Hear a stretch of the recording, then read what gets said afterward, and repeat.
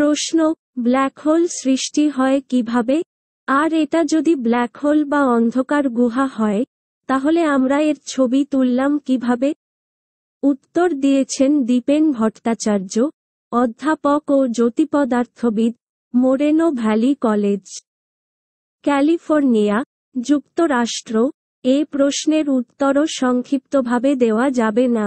এখানে শুধু এটুকু বলতে পারি, সূর্য থেকে ভারী একটি তারা, এখন মনে হচ্ছে অন্তত প্রায় 20 গুণ বেশি ভারী। তার জীবন শেষে বিস্ফোরিত হয়। বিস্ফোরণের পর সেটির ধ্বংসাবশেষ নিজের মধ্যে আপতিত হয়, যেটির ঘনত্ব প্রায় অসীম হবে। সেই অসীম ঘনত্বের বিজ্ঞান সম্পর্কে আমরা এখনো কিছু জানি না। এটিই ব্ল্যাক হোল বা কৃষ্ণগহ্বর, যেখান থেকে আলোও বের হতে পারবে না।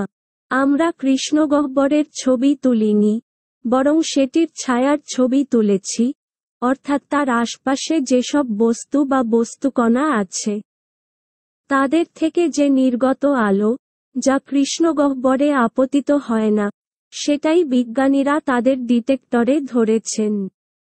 কাজেই ভেতরের অংশ, মূলত যাকে বলে ঘটনাদিগন্ত, সেটা কালোই থাকছে, কিন্তু সেই কালোটা আসলে কৃষ্ণগহ্বরের ছায়া।